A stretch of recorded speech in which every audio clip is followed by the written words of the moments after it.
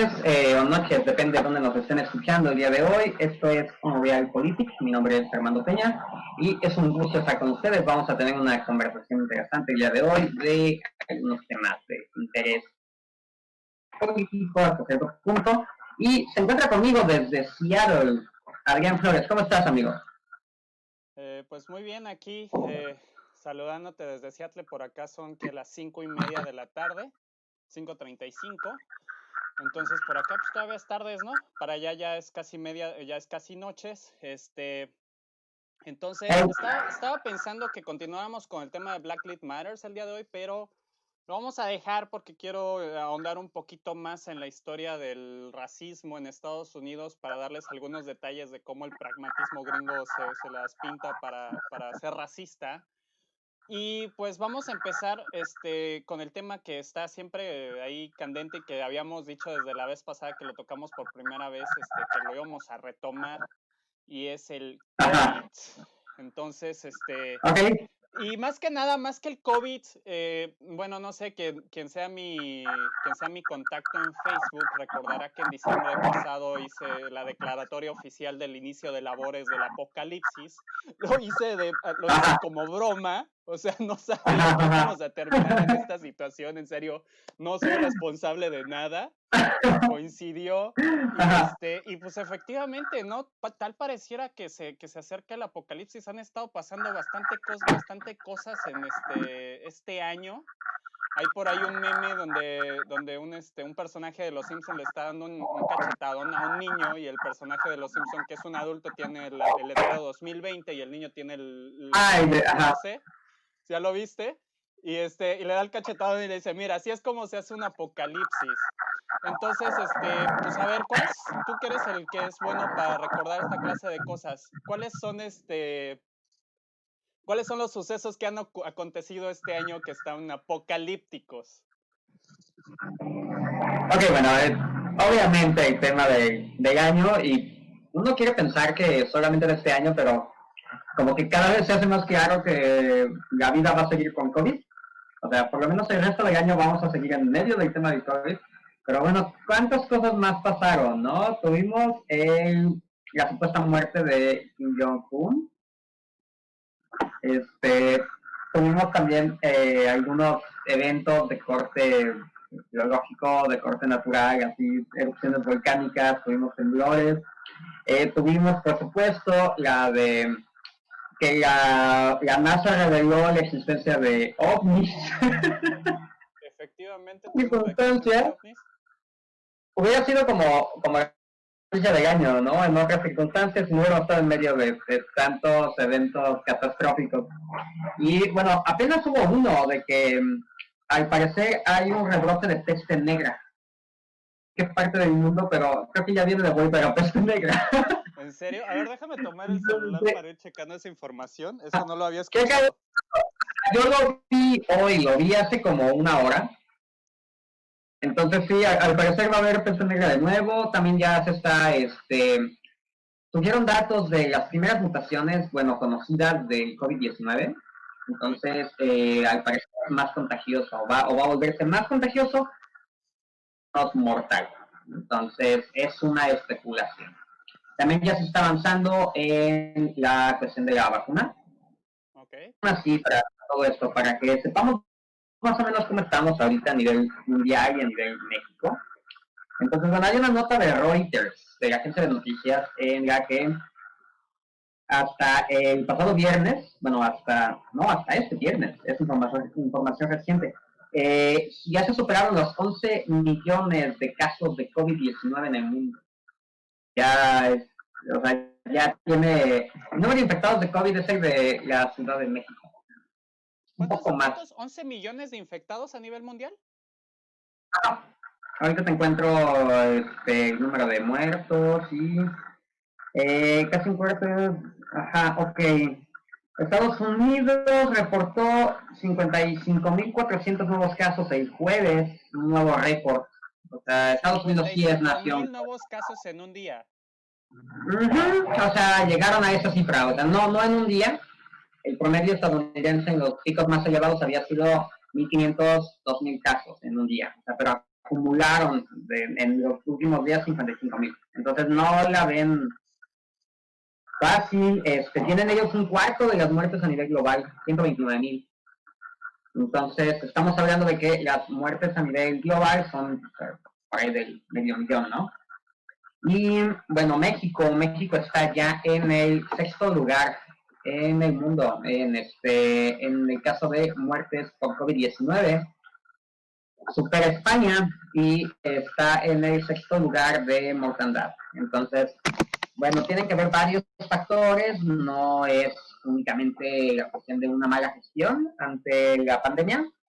Obviamente todo influye, ¿no? Pero, o sea, son las condiciones de salud pública del país, es la densidad poblacional, el tipo de condiciones de vida, el tipo de alimentación, el tipo de ciudades con las que contamos, etcétera, ¿no?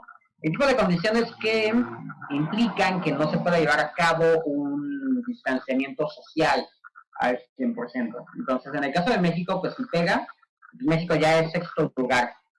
Entonces, bueno, en esta conversación, en este momento, tú estás en la capital del COVID y yo estoy hablando desde el sexto lugar mundial. Estamos, o sea, sí, o sea, entre... definitivamente yo debería de estar más informado al respecto. Híjole, lamentablemente yo soy de la clase de personas que nunca hace su tarea y de hecho estuve haciendo toda mi semana investigación sobre derechos humanos, entonces no me metí a investigar mucho sobre COVID, perdón. Pero sí sí chequé unos datos rápidos acerca de cómo funciona el virus. Entonces, eso es algo que ya había publicado desde antes y nada más, ahorita los datos que estuve corroborando durante la semana, bueno, una revista que estuve checando, Scientific American, más o menos me confirmó algunos datos, vamos a pasar rápidamente sobre esto. Lamentablemente no soy doctor, aunque esté trabajando en un hospital, solamente soy ayudante de enfermería, perdón, pero por eso me van a tener que perdonar que no puedo utilizar los términos médicos adecuados, pero vamos a hacer más o menos una imagen de cómo funciona el virus. Eso sí me gustaría compartirlo porque de repente se queda como en la duda, ¿no? Tenemos que saber primero que nada que los virus son pequeñas partículas y son pequeñas partículas que se reproducen a través de las células. Entonces, lo que sucede con el COVID y con los otros virus de este estilo es que van y atacan directamente las células de los alvéolos. Recordemos que las células de los alvéolos son las pequeñas bolsitas que se encuentran al interior de los pulmones. Entonces, cuando el COVID llega y empieza a reproducirse en la célula de los alvéolos, hay un ataque del sistema inmunológico que empieza a destruir a las células de los alvéolos para evitar que sigan reproduciendo al virus. Eso hace que haya una disminución del tejido y que al haber una disminución del tejido se reduzca la capacidad de absorción de oxígeno por parte de los alvéolos y a la vez que empiece a pasar sangre hacia los alvéolos. Entonces, ya de ahí hacia los síntomas, pues dicen que son muy variados. No recuerdo muy bien cuáles son todos los síntomas, pero uno de ellos que se presenta muy común es que empieza a haber como moretones en la piel. Ahora, escuchaba, y esto es hasta cierto punto como que rumor, estaba platicando con una enfermera, me dice que incluso se les llegan a caer las narices. O sea, se les llegan a desmayar. Entonces, pero es rumor, no se vayan a asustar, no se vayan a alarmar. Ajá. No lo ven por cierto. ¿Perdón? Ajá. No lo ven por cierto todavía, es un rumor. No, por cierto todavía, a lo mejor nos lo dijo para asustarnos, pero la lógica detrás de esto sería que habría una necrosis en el tejido también de la nariz, así como hay necrosis en los tejidos de los pulmones. Ahora, la parte de lo que corroboraba, de lo que estaba leyendo en Scientific American, es que el virus, bueno, los virus, ahora que les dije que son como pequeñas partículas que se copian a través de las células, tenemos que entender que los virus no tienen vida. Son como, yo los veo algo así como memorias USB. Entonces, una memoria USB que llega y se conecta ¿cómo se dice? A la célula, le pasa su información a la célula y la célula empieza a fabricar otro virus. con la información. Utiliza sus mecanismos de replicación porque no cuenta con los suyos el virus. Exactamente. Entonces se apoya en la maquinaria. Utiliza los mecanismos de replicación de la célula. Entonces, con la información que el virus le proporciona a la célula lo replica. Y entonces resulta que este virus en particular, que es poco común que los virus de este tipo lo tengan, tiene un sistema de autenticación de copia, lo cual significa que una vez que se ha copiado, puede verificar que la copia que se hizo está bien hecha. Entonces, si errores, los corrige. Ajá. Bien, Está bastante interesante el funcionamiento del virus. Ahí es cuando de repente dices, híjole, como que empiezo a creer en las teorías creacionistas, ¿no? Como que sí hay un Dios que todo lo piensa y todo lo planea, ¿no? Porque es una manera tan... Manufacturado. ¿Cómo? Porque sí fue manufacturado, ¿no? Como es otra de las teorías de que fue elaborado. Obviamente no, pero bueno. Fíjate que ahí es por eso quería que llamáramos a por eso quería que llamáramos a esta versión a esta emisión algo así como que el arco del apocalipsis. Porque al principio de la pandemia yo estaba en el punto de vista de que pues obviamente si había alguna conspiración alrededor del virus, la conspiración era posterior a la existencia del virus. Pero pues comienzo a sospechar que sí podría ser que el virus haya sido creado en laboratorio. No lo sé. ¿Tú qué opinión tienes al respecto? No, bueno, o sea, yo me mantendría escéptico a esa teoría, ¿no? Que me hace tan... tampoco fundamentada como lo de que las antenas 5G nos están enfermando, ¿no? Bueno, claro. Entonces, ajá. Entonces, bueno, o sea, lo que voy es, uno tiende a buscar una explicación desde la perspectiva humana, ¿no? Para decir, bueno, ¿por qué ocurre esto? Cuando pues, no todo es perspectiva humana, virus y enfermedades siempre hay, ¿no? No sé si ya hayas encontrado lo de la peste negra, por ejemplo. Pues, sí, no, me clavé en estar explicando esa situación y lo perdí, pero ahorita me voy a poner a buscarlo. Entonces dices que hay un brote de peste negra, pero también por ahí había también un brote de... ¿Cómo se llama esa enfermedad que es bastante popular en África, en el Congo? Se me fue el nombre. ¿El ébola o a cuál te refieres? No sé cuál dices. Ok, tenemos brote de peste negra, alarma en Mongolia y cierra fronteras. Ajá. Sí, CEC en la provincia occidental de Kov, en Mongolia, entró en estado de cuarentena tras reportar 2 casos sospechosos contagiados por la peste negra luego de consumir carne de marmota cruda. Pero me parece que esta noticia ya es un poquito vieja, ¿no? Ajá, o sea, algo sí, yo apenas me enteré de ella hoy, pero, sí, o sea, ya son datos curiosos porque, como, güey, ya supiste que hubo un brote de peste negra y en el 2020 es como, Simón, es como la plaga de la semana. Sí, claro. De hecho, sí, la noticia es de marzo. Bueno, aquí aparece con el 7 de marzo. Entonces, sí, ya recordaba que por ahí había visto eso. Que comen marmota, les gusta comer marmota a los mongoles, al parecer. Entonces, pero bueno, una de las cosas, y eso sí es algo que me gustaría como compartir, y ya lo habíamos platicado la primera vez que hablamos de COVID, es que es natural que haya virus. O sea, y es natural que los virus evolucionen y es natural que los virus anden brincando de especie en especie. Entonces, no es como si ahora que tenemos el coronavirus, pues sea una de las pestes de Egipto que de repente llegaron por intercesión divina o por cuestiones de la homosexualidad, que de hecho por ahí... ¿Qué? Por ahí había un funcionario o un rabí, no recuerdo, de Israel, que estaba diciendo que esto era un castigo por la homosexualidad. Entonces, pues nada más para que te des una idea de cómo está la situación en ese aspecto. Ahora, ya que estamos hablando del apocalipsis y del COVID, ¿cómo está la situación con la nueva normalidad allá en México? ¿Cómo está la paranoia? ¿Cómo está sucediendo? ¿Cómo pensar en eso en este momento?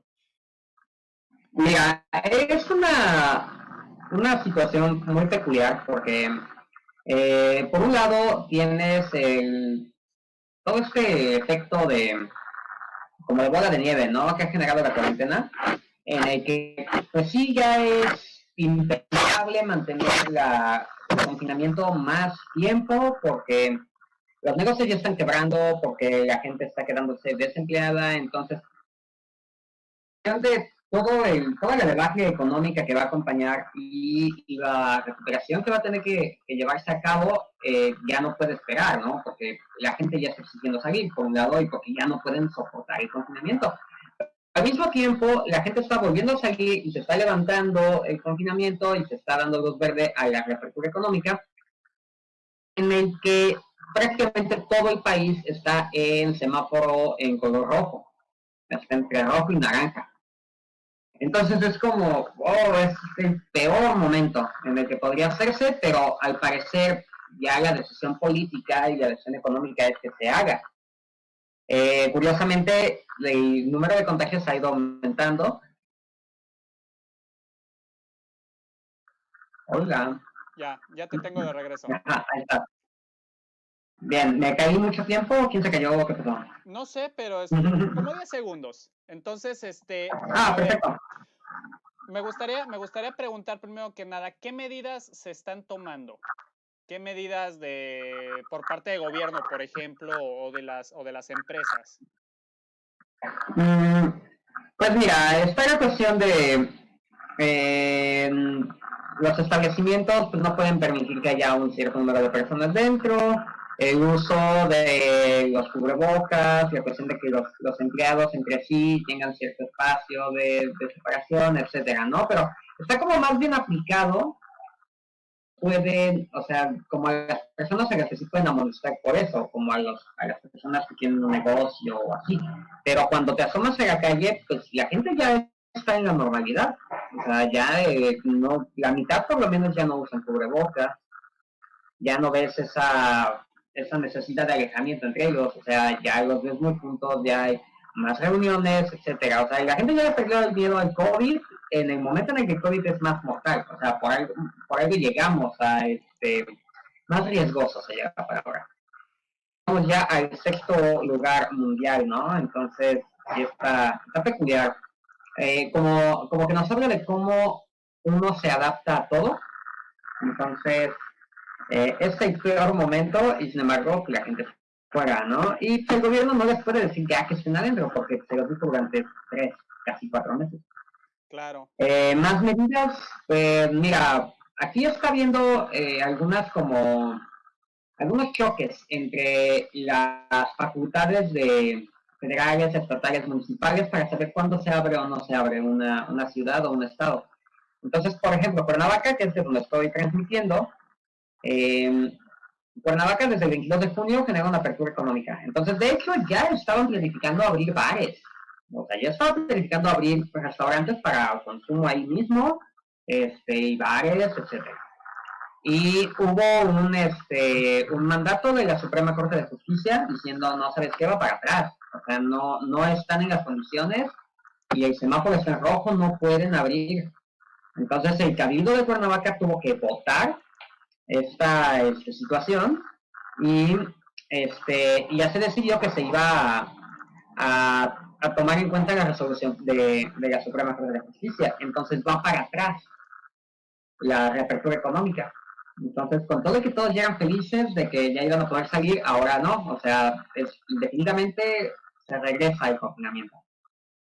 Y así está pasando en diferentes partes, ¿no? Hay algunas zonas del Estado de México con casos graves de contagios masivos y sin embargo ya se está dando la apertura. Ya estás otra vez. Eso, ajá.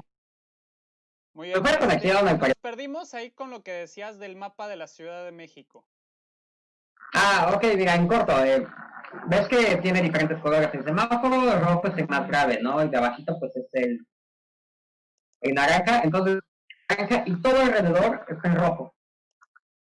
Entonces así como, ¡ay, Simón!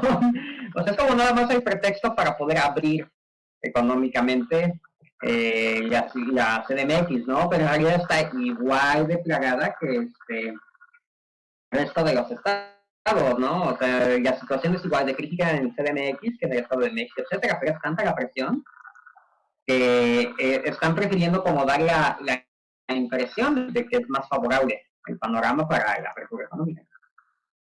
Ok, Chistoso. te mandé un par de imágenes, ¿sí las tienes por ahí? Acabo de ver, me mandaste algo de que están contratando, ¿no? Ajá. Vamos a De que empezar están, vamos a empezar con la lona. La del waterfront, ¿ya la viste? A ver, déjame verla. La de la lona de Now Hiring, ¿no? No, hay otra por ahí. De Dumois. Dumois. Ajá. Ok, la voy a poner aquí al frente. Y para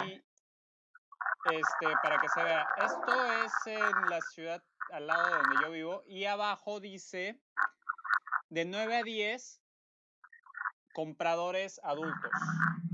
Entonces, algo que está sucediendo en este momento acá en Estados Unidos es que se están abriendo horarios especiales para que asistan las personas de la tercera edad.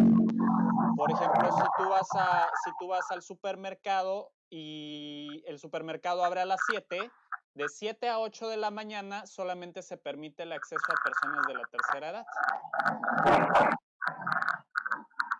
Entonces me preguntaba, ¿hay algo que se esté haciendo al respecto? Espacio específico, ¿no? Para adultos mayores para que su riesgo de contagio sea menor. ¿Perdón? Sí, no, o sea, la idea es que tengan espacio los grupos vulnerables para tengan menos contacto con otros grupos o con otras personas para evitar el contagio, ¿no? Esa sería como la idea. Así es la idea. Entonces, ¿es algo que esté sucediendo allá en México? ¿Algo parecido? No. Que yo sepa, o sea, esa segmentación en grupos hasta ahora no se ha dado. No, nada similar. De hecho, me parece una muy buena idea. Okay. Tener efectos positivos. Muy bien. Y la segunda imagen que te la había prometido desde la vez pasada. Esta no es, es la misma. Ajá. Ya de que están contratando trabajadores para áreas esenciales, ¿no? Lo que estamos platicando de que ahora existe esta categoría de las áreas económicas esenciales. A ver, explica un poco el tema. ¿Cuál sería un área económica esencial?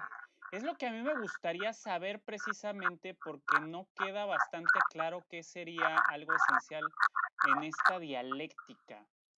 Se está hablando mucho, por ejemplo, cuando tú te subes al camión, los autobuses de transporte público de la ciudad de Seattle, por ejemplo, tienen los letreros de LED y el letrero de LED dice Only Essential Trips, solamente viajes esenciales.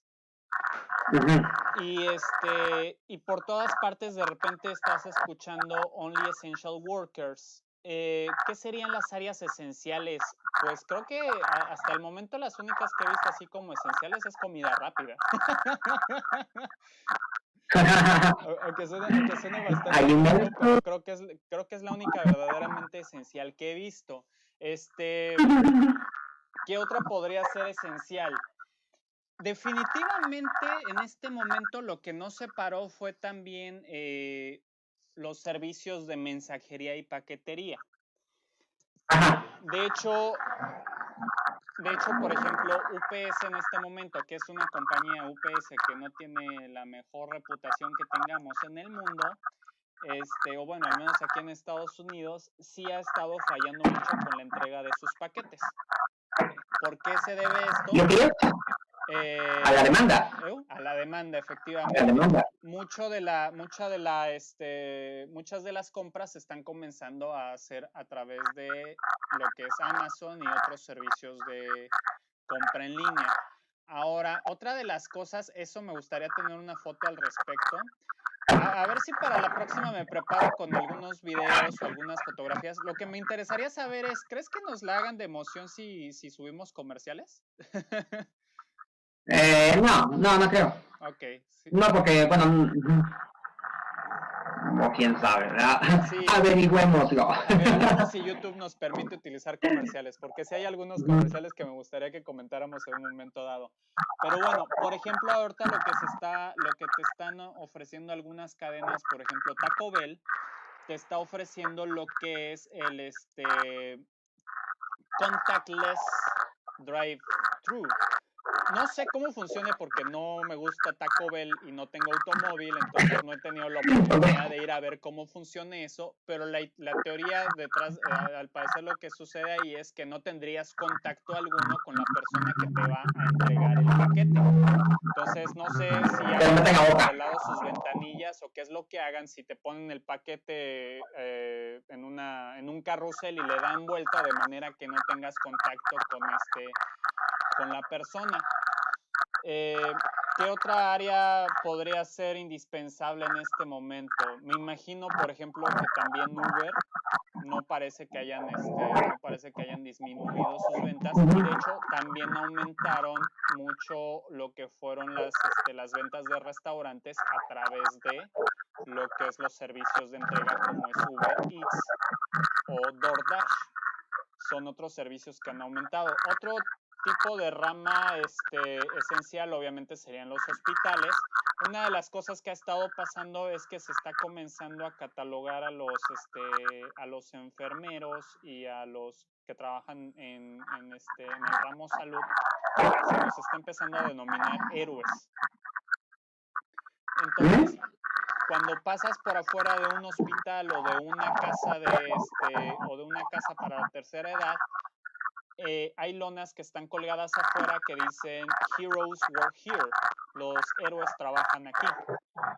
Y sí, y se está viendo, por ejemplo, a través también, por ejemplo, de los descuentos. Regularmente siempre se han manejado descuentos para la milicia norteamericana. Te lo juro que a veces siento que Estados Unidos es verdaderamente como la Roma del siglo XX, porque es como muy eso de la milicia y el imperio. De alguna manera es como muy, muy raro todo.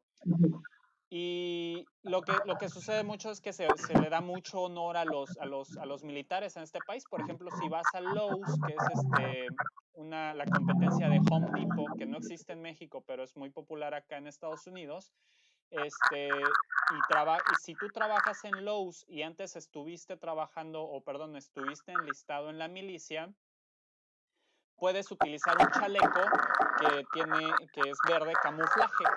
Entonces puedes identificar, si eres un empleado de Lowe's, puedes identificar cuál estuvo enlistado en la milicia por el verde camuflaje.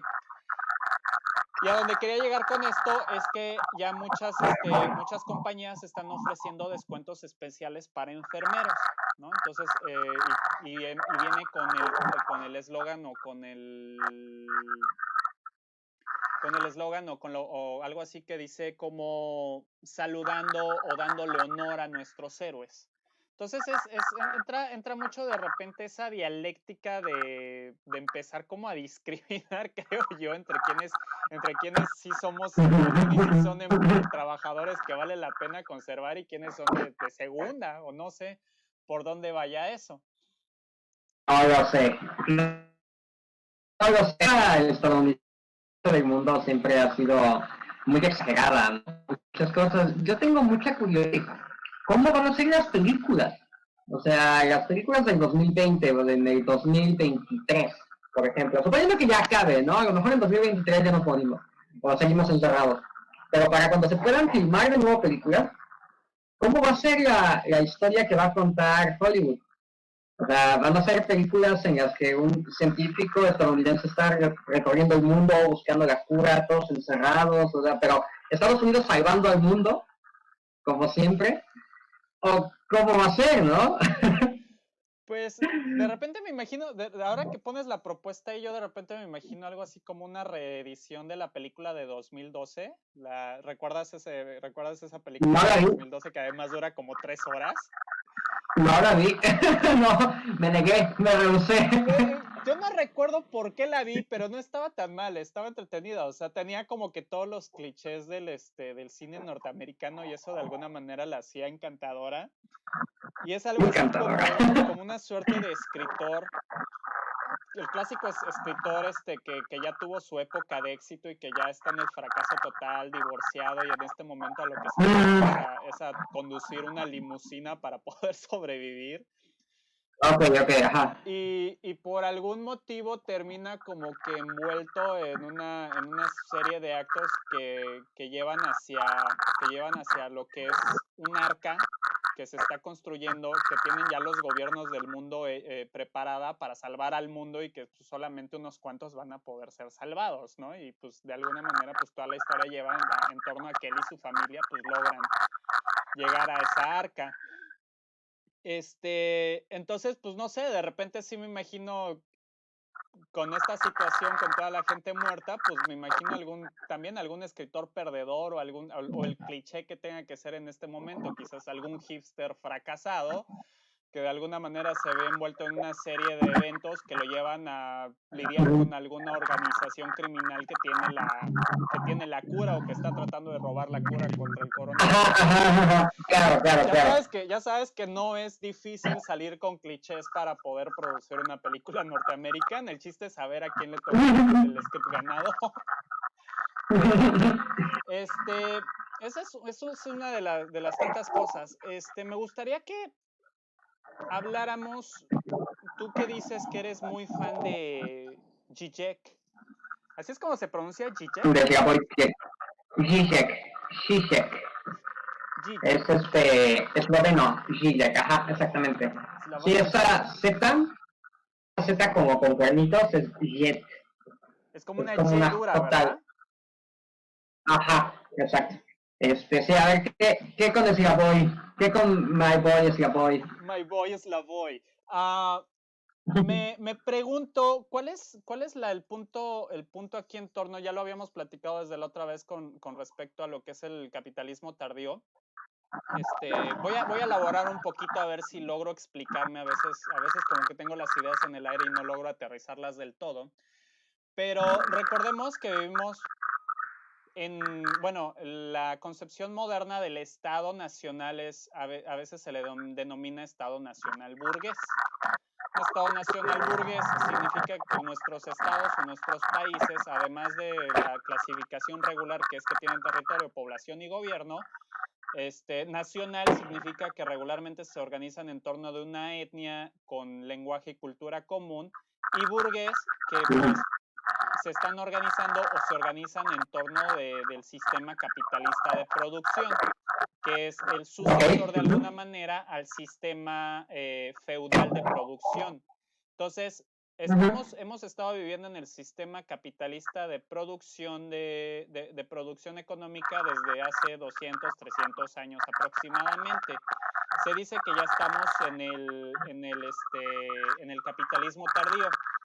Leía sobre un filósofo italiano, no me pregunten nombres, yo soy pésimo para nombres y fechas, pero el filósofo italiano mencionaba que lo que es la crisis o la situación de estar en crisis es algo que es como que muy común del capitalismo, o sea, es una dialéctica que le conviene estar explotando al capitalismo.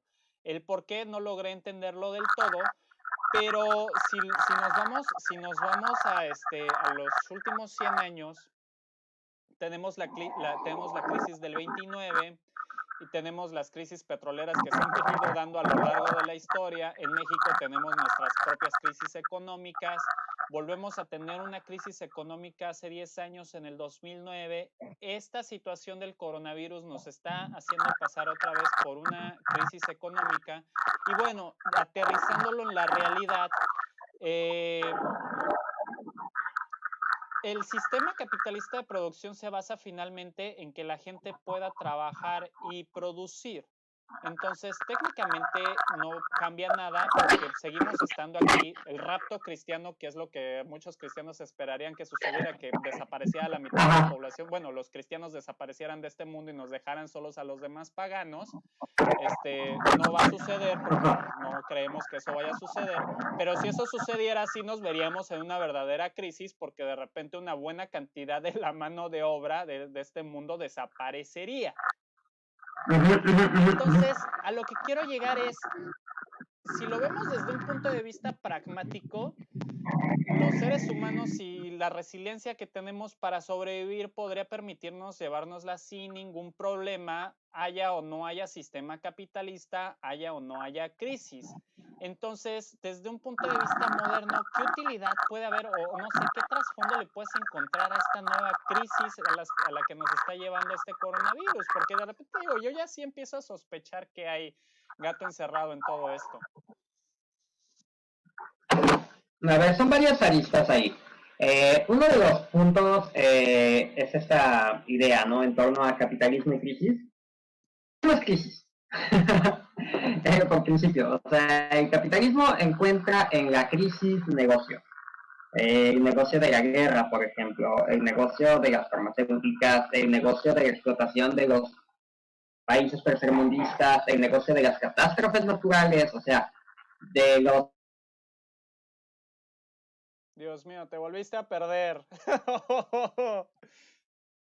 Ahí siento que ya me escucho, pero... El capitalismo no quiere que digamos esto.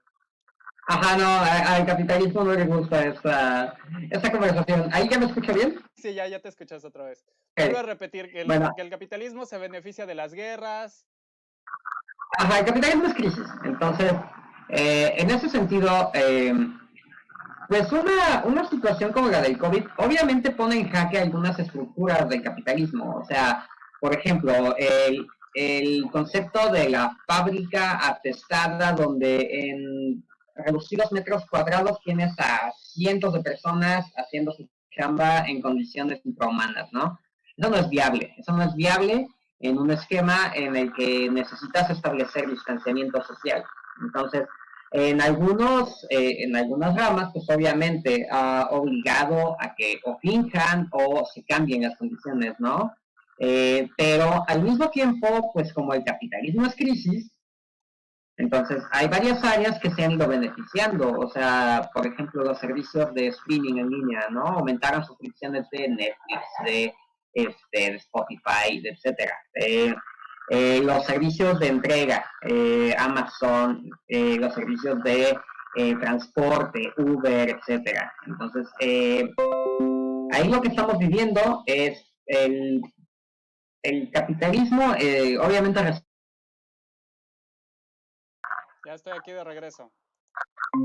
Ajá, ya me vi. Lamentablemente no recuerdo dónde te quedaste. Pero bueno, esto lo vamos a poder editar, eso es lo de menos. Oye, por cierto, ¿por qué estás 2 veces? No tengo 2 veces. Tengo 2 abiertas. Ya está. Ahí está. Perfecto. Ahí está. Entonces... Tenía abiertas 2 pestañas. Bueno, sí, me perdí dónde estabas, pero continúa por donde puedas más o menos enlazar. Bueno, a ver, en corto lo que estaba explicando es, bueno, lo que estaba definiendo es como el sistema económico que tenemos se adapta al tipo de circunstancias que se viven, y la crisis golpea obviamente algunas áreas de producción, pero favorece otras. O sea, lo que hemos hablado, ¿no? Por ejemplo, servicios de entrega a domicilio, servicios de paquetería, restaurantes con entrega, servicios de streaming, etcétera, se han visto favorecidos por la crisis. Más gente está ocupando sus servicios, ¿no? Entonces, algunas áreas sufren, otras se van fortaleciendo. Lo que hablaba Guille al principio de la crisis es como que iba a darle una revisión al sistema económico para hacer notar lo poco sustentable que es, y como que eso derivar en que optemos por otro tipo de sistema, ¿no? Al fin de cuentas digo que es comunista. La cuestión es no, porque se van a olvidar que tenían moral. Y el capitalismo no es moral. De hecho es todo lo contrario. Entonces, simplemente, a pesar de que haya algunos conflictos que surjan para el sistema económico, pues de todos modos es un sistema económico que es irracional y que es ilógico y que se basa en la desigualdad y la crisis, le cae como anillo al dedo el COVID. Entonces, como estoy diciendo, por ejemplo, de cómo se va a negociar a lo mejor con la vacuna, pues es una posibilidad, O sea, ya ves que, por ejemplo, Estados Unidos estaba diciendo que quería quedarse como la exclusividad de la vacuna para el COVID, no es que se quiera, ¿no? Mientras que a través de la OMS, varios países afiliados a la ONU dijeron así de no sabes qué, aguanta, o sea, la vacuna va a ser para todos los países. Inclusive México salió al quite como en esa circunstancia y pues sí, o sea, va a haber un reacomodo del sistema económico porque además ahora va a haber mucho más ejército de reserva por todas aquellas personas que van a perder o están perdiendo o ya perdieron su empleo. Va a haber nuevos espacios de apertura económica por todos los negocios que han ido cerrando, entonces eso implica nuevos espacios y posibilidades para otro tipo de negocios, una hibridación inclusive de negocios, que ahora no se contemple como un plus la cuestión de los espacios virtuales, sino que ya sea parte de lo que tiene que hacer la empresa. Y la incorporación dentro de las plazas y los espacios para elaborar este concepto de la gente trabajando desde casa. Okay. Entonces son muchos espacios, en muchas formas que nos van a cambiar un poco el sistema económico y el sistema laboral a partir de hoy. Ok, bueno, hay un análisis que voy a de alguna manera retomar lo que estás diciendo, quizás lo voy a reinterpretar un poco, no lo sé. Primero, empezando en lo material. Cuando empieza la pandemia, empiezan a cerrar negocios. Entonces, básicamente los negocios que se ven más afectados son los que corresponden a al tercer tipo industrial, que son los negocios de servicios. Cierran hoteles, cierran restaurantes, cierran spas, resorts, comienzan a cerrar todos esos negocios que se dedican a los servicios. Son los de los primeritos que empiezan a caer, y el problema de estos negocios es que la mayoría de la gente que se beneficia de ellos o son empleados o son pequeños propietarios. Entonces, por un lado, ahí yo vería, bueno, quiero agarrar un poquito el papel de fiscal del diablo, fiscal demoníaco. Quiero hacer un pequeño juicio aquí. Entonces, por ahí me da la impresión de que pues puede haber una suerte de beneficio para algunos negocios grandes en ese sentido, porque ahí es donde me gustaría que tú también me ayudaras un poquito a ir blindando responsabilidades. Pero bueno, entonces tenemos esto, empiezan a cerrar estos negocios, la gente se queda sin empleo. Luego, tenemos que empiezan a crearse otras oportunidades de negocio. Principalmente, yo a quien veo más beneficiado en un momento dado es a Amazon y a UPS y a FedEx. O sea, son como los que veo más beneficiados en esta situación, porque ya la gente ya no está yendo a comprar directamente por acá, sino que está empezando a pedir en línea. Ahora, si lo vemos desde el lado del pequeño negocio, esto forza de alguna manera a las pequeñas y medianas empresas a migrar con mayor celeridad hacia lo que serían las tecnologías digitales, que es como lo que tú dices, ya no sería un plus, sino que sería el nuevo requisito o es el nuevo producto que puedes vender en línea. Lo cual me lleva a lo siguiente. Tal parece, y me da la impresión de que esto estuviera forzando o se estuviera poniendo en marcha, te digo, lo estoy viendo desde el punto de vista de una teoría de la conspiración. Me da la impresión de que esto se está poniendo en marcha con la finalidad de forzar nuevas costumbres en las personas. Se comenzaría a promover los negocios en línea, se comenzaría a promover también la educación en línea, se comenzaría a promover, leí por ahí un artículo que hablaba sobre la posibilidad de que la gente pudiera irse a vivir al campo, ya que existe la posibilidad del telecommute. Eso se me hace más factible en Europa, que es donde es más probable que tengan internet de buena calidad en el campo. Y bueno, sí, por ahí iría más o menos lo que estoy comentando. Entonces, si lo viéramos desde un punto de vista maquiavélico, ¿cuáles serían las piezas que estarían moviendo los reptilianos para que esto sucediera de esta manera? A ver, pensemos, o sea, el ejercicio mental que me está sugiriendo es, si efectivamente hay una cúpula del poder reptiliana, obviamente con Hillary Clinton, o sea, no estamos diciendo que exista, ¿no? Pero si hubiera... si hubiera que, primero, ¿qué querrían? Claro. ¿Cuál sería el nuevo orden mundial? O sea, muy bien. uno de que hubiera mayor ¿Cuál sería el nuevo control. orden mundial? Empecemos por ahí. ¿Qué sería lo primero que tendrían que buscar en un nuevo orden mundial? Y veámoslo desde un punto de vista quizás filosófico o ideológico. ¿Cuál sería la ideología de este nuevo orden mundial?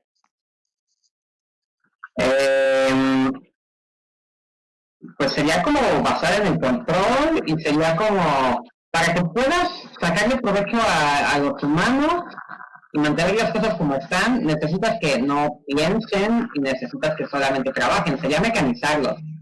Entonces, por ejemplo, en ese sentido sí sería beneficiario al reptiliano de tener a los humanos trabajando en sus espacios de ocio, como en tus casas. Entonces los tienes socializando poco en persona y por otro lado los tienes consumiendo la información digitalmente, que es información que tú controlas.